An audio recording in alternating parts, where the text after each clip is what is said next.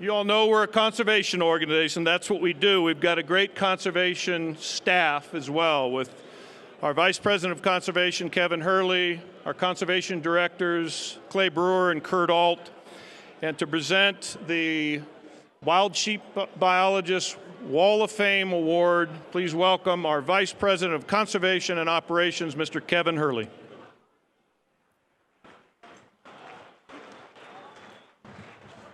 Who always comes up here with more ribbons. He looks kind of like a Peruvian general. So welcome. Thank you, Gray. This is the 14th time I've gotten to do this, and I'm really excited about this, this award.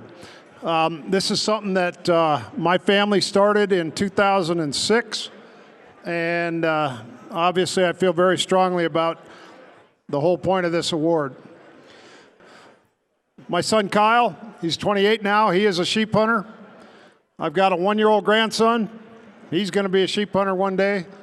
And so the whole point of this award is to recognize and honor the individuals with the passion and commitment dedicated to the sound management of wild sheep and the hunting opportunities that go with that.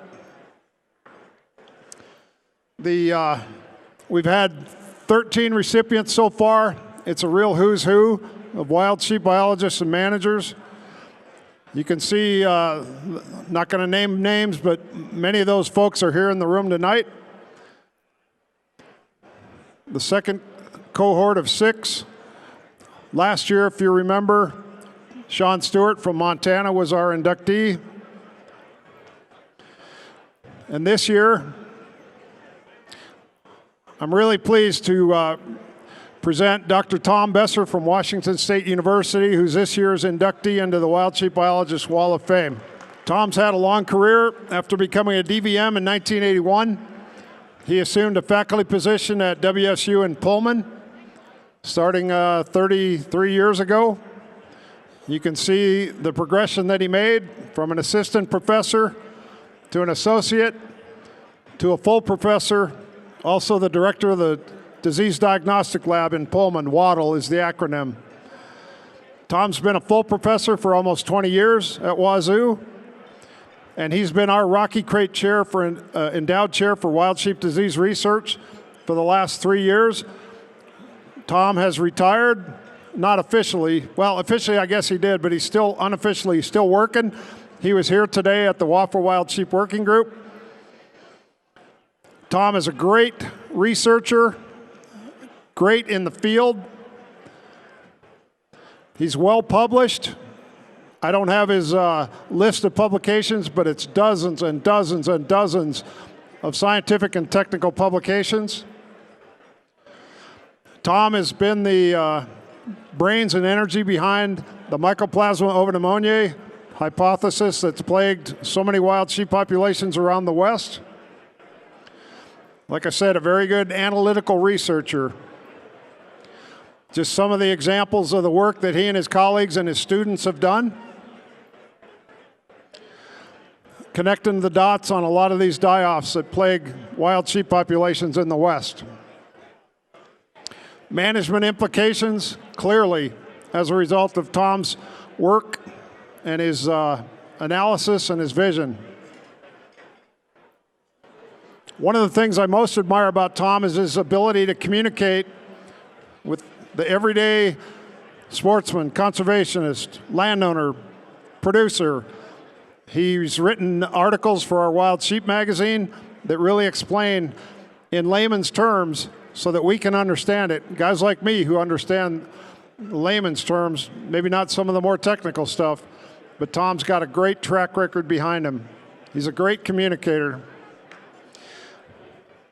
So in recognition of his nearly 50-year career and for his leadership and findings on one of the most pressing issues in wild sheep management and conservation, I'd ask you to help me congratulate Dr. Tom Besser as this year's inductee into the Wild Sheep Foundation's Wild Sheep Biologist Wall of Fame.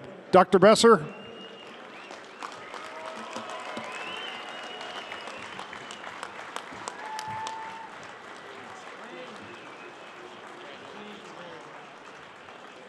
Say a word or two Thanks very much. It's such an honor to be given this award. I'm just humbled by it.